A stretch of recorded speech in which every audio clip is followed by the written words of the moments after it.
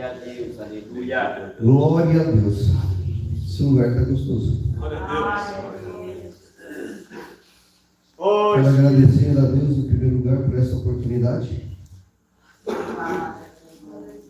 E agradecer a todos que estão nos escutando, nas suas casas, com as suas famílias. Agradecer ao pastor. Agradecer ao Vanderlei que nos convidou. Como diz o outro, é corajoso. Chamou um auxiliar para pregar. Hoje vou falar de Neemias. Abram suas Bíblias em Neemias 1.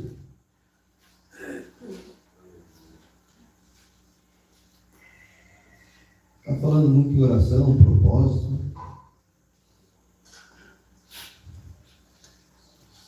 Neemias 1.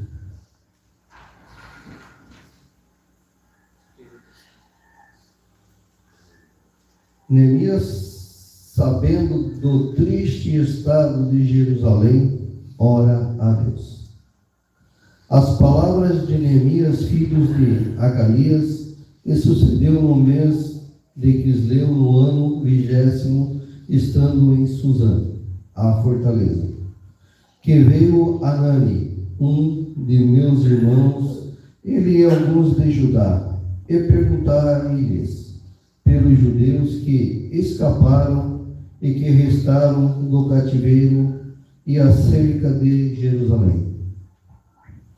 Aí Anani disse: os restantes que não foram levados para o cativeiro, lá na província, estão em grande miséria e desprezo, e o muro de Jerusalém fendido e as suas portas queimadas.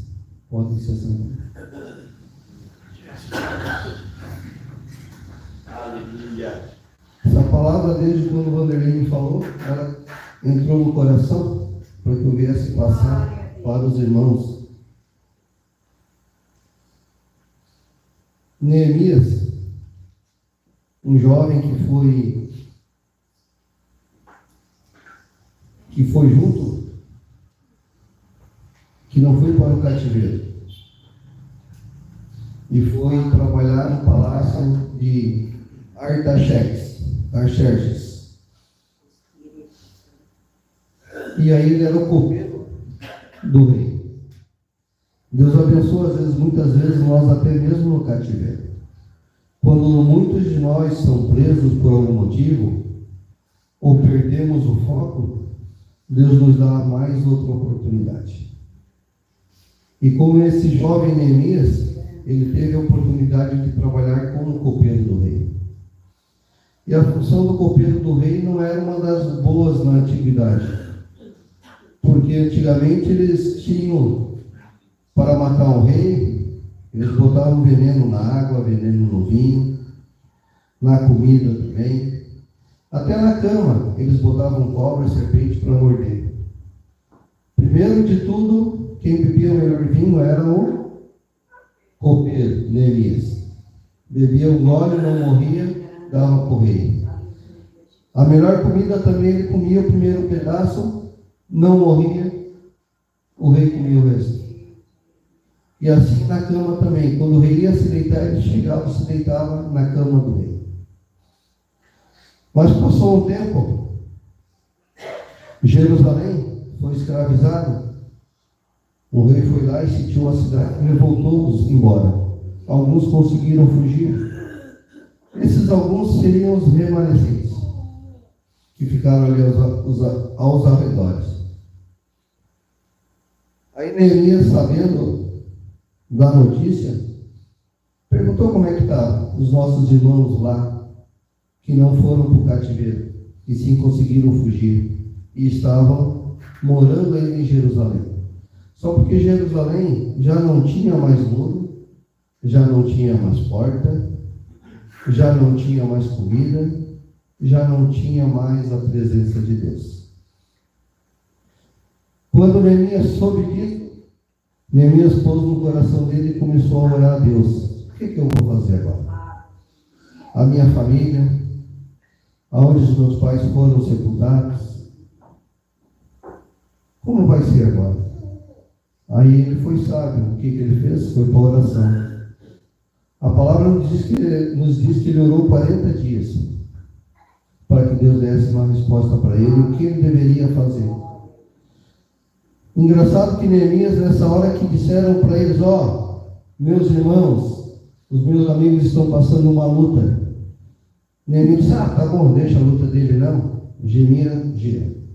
Neemias pegou aquela luta para ele, e ele sentiu como se ele estivesse lá no cativeiro, como se ele estivesse lá passando as necessidades, e ele orava assim. O intuito da igreja antiga era essa. Se o irmão estivesse passando por lutas, por trabalho, os outros irmãos abraçavam ele em oração e auxiliavam eles em comida. Aleluia. Vou deixar um título.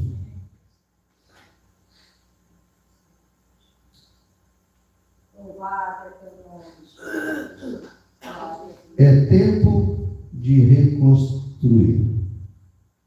O que nós temos que reconstruir na nossa vida, que já foi, e hoje nós não temos mais? Esse povo tinha casa, não tem mais. Esse povo tinha água, não tem mais. Este povo tinha o altar a Deus, já não tem mais, porque foi tudo destruído. E muitos estão deixando a sua própria vida, a sua própria fé, porque não conseguem mais reconstruir aquilo que outrora eles faziam. Não sei se é no seu casamento que você tem que reconstruir. Como é que está o nosso casamento? Na sua família, filhos, como é que está? Seu altar de oração na sua casa você ainda tem? Irmãos, não perder, mas é assim que a gente vai. 2009 a gente tem que falar. Hoje em dia nós não temos mais altares de oração nas nossas casas. Os sonhos que vocês sonhavam antigamente.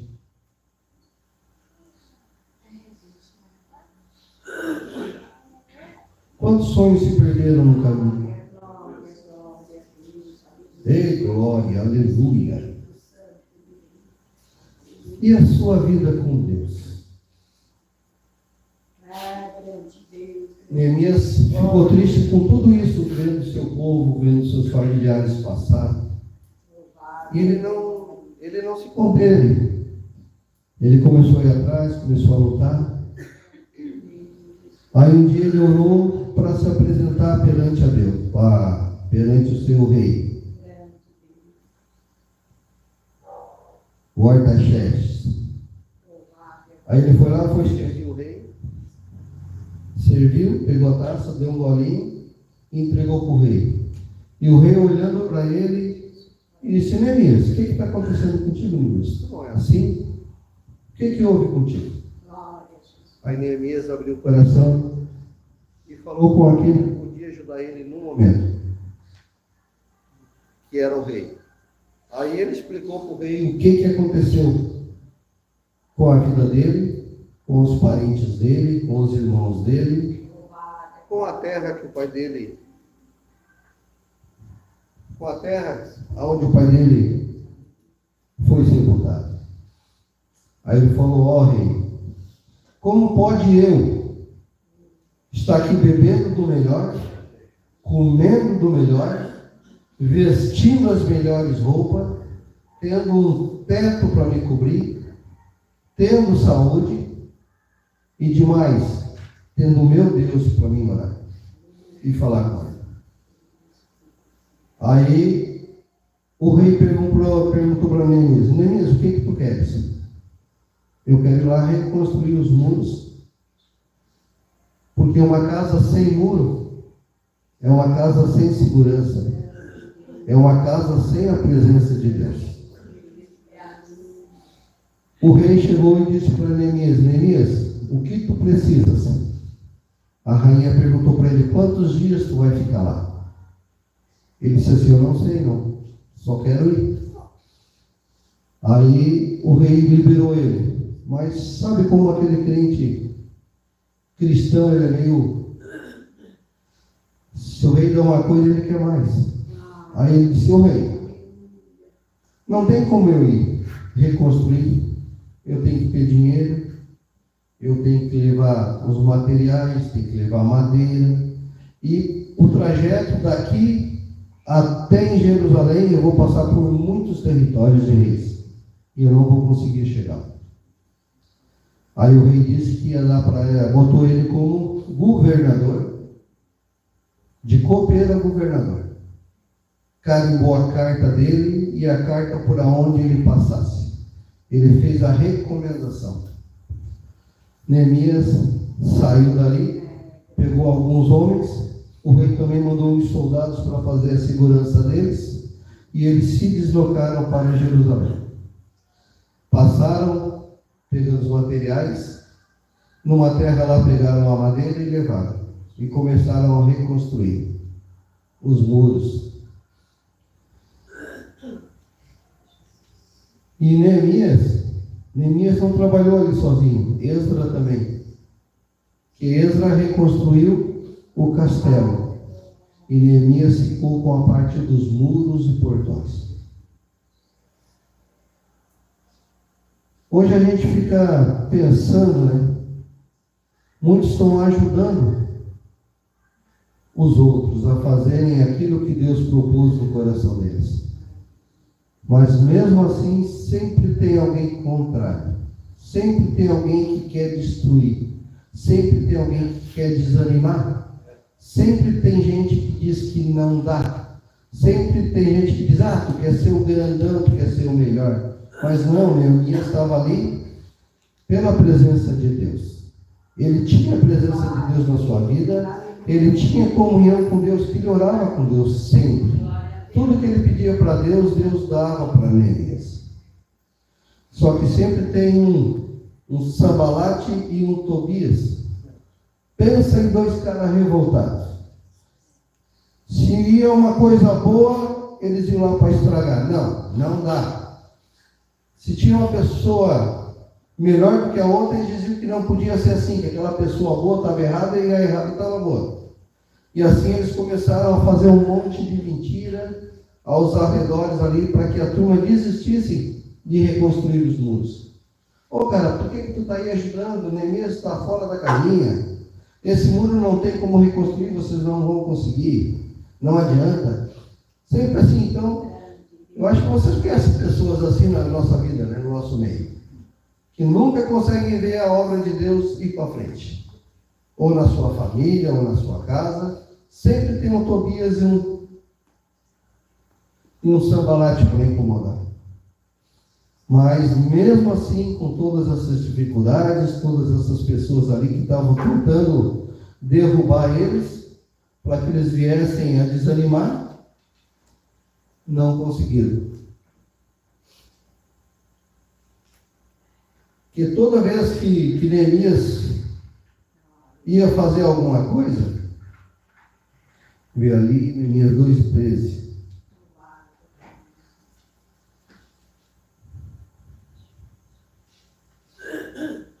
E de noite me levantei eu e poucos homens comigo, e não declarei a ninguém o que o meu Deus me pôs no coração para fazer em Jerusalém.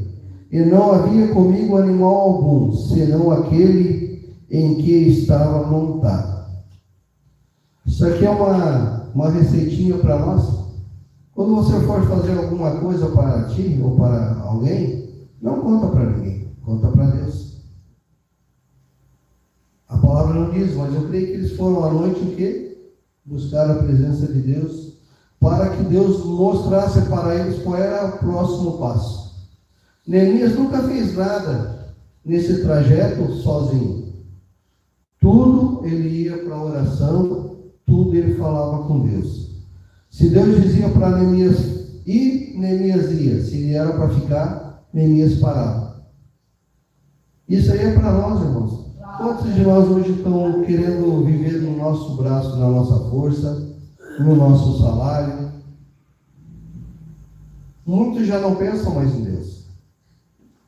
Não conversam mais com Ele para fazer qualquer negócio ou para tomar qualquer decisão na vida.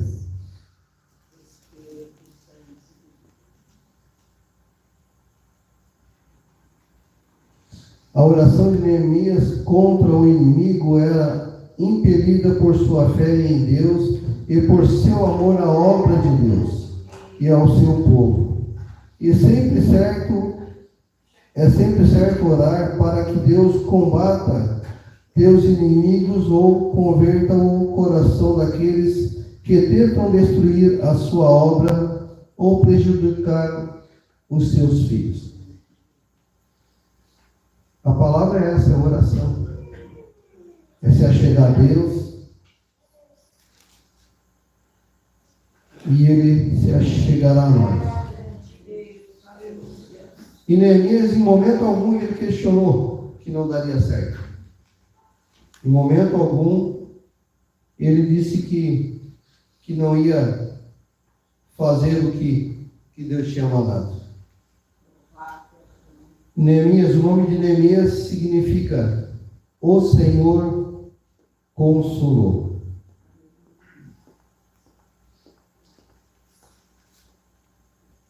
Então, Neemias aqui, para nós, é uma pessoa que, com todo o problema que eles tinham nas mãos ali para reconstruir os muros, que não era pequeno, tinha rachaduras, tinha fendas. Os portões também são portões grandes, com ferrolhos, difíceis de trabalhar. Mas Neemias, ele não foi daquele cara que quis fazer sozinho também. Ele chamou aqueles que sabiam. Ou tu é carpinteiro, vem. Ou tu é pedreiro, vem. Ou tu é ferreiro, sabe mexer com ferro, vem. Me ajuda. Então quer dizer que essas pessoas que foram com ele também foram no propósito, não foram por nada, foram no propósito porque também criam no Deus de Neemias. Ele não foi sozinho. Então tudo aquilo que a gente fazer nos nossos muros, na nossa vida, não podemos deixar as brechas. Nós temos que tampar as brechas do muro da nossa vida, do muro da nossa casa, do muro dos nossos filhos.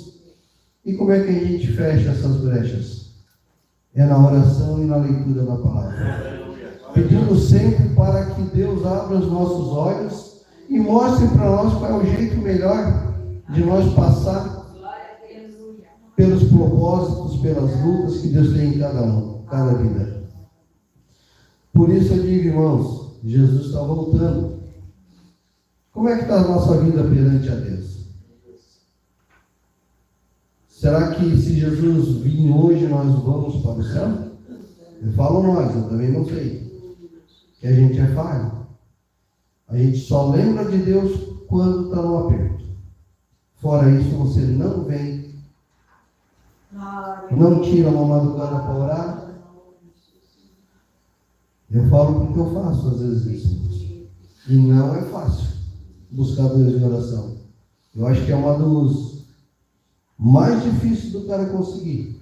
Acordar ali de madrugada, 3 horas, tirar aquele tempo de oração ou de dia. Parece que o inimigo está ali do nosso lado. Se tu vai ler a Bíblia um pouquinho e orar, o sono pega, tu abre a boca. Mas se tu vai lá ver um filme, tu fica até de madrugada e não te dá um sono. Eu falo para a Maísa às vezes, mas ela está com sono. Te ajoelha a ler a Bíblia. Não dou 5 minutos e ela está dormindo. Aí se vai para a televisão, vai para coisa, ela vai 3 horas da manhã e não sente sono. Para vocês verem como é que é o trabalho da nossa luta que nós temos, uma luta espiritual hoje. Irmãos, não é mais tempo de nós explicar, não. Nós temos que se aprofundar na palavra, na oração. Temos que procurar a buscar aqueles que estão fora para junto conosco. Temos que deixar as diferenças de lado e olhar só para Ele, que é o nosso tudo. Sem Ele nós não somos nada. E assim que a palavra de Deus vai nos Neemias passou por tudo isso e foi vitorioso. Ele conseguiu fazer o desejo que ele tinha no coração dele. Que o povo dele não ia ser um povo, porque naquela época eles queriam exterminar com o povo de Jerusalém. Mas não é fácil. O povo de Deus é assim, tu mata um, cresce dois. Mata dois, é 10. Mas mesmo assim nós temos que ter cuidado. Porque o nosso adversário está lá. Ele sabe que o tempo dele está findando. Jesus está voltando. A sua igreja vai junto com ele para o céu. Então ele está cada vez mais endiabrado.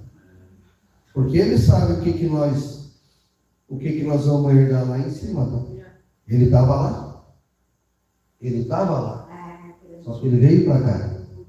E ele sabe aquilo que Deus tem para cada um de nós lá. E ele vai fazer de tudo possível e impossível para tirar você de lá. Para você não herdar o reino dos céus. Irmãos, essas são as minhas palavras. Hoje, pastor, nós estamos fazendo 21 anos de casado, irmão Jesus. Até para essa formação, né? Pregar bem no dia do que eu estou fazendo aniversário de casamento. Quem dera. Irmãos, vamos se colocar de pé. Quem quiser uma oração e vir para frente.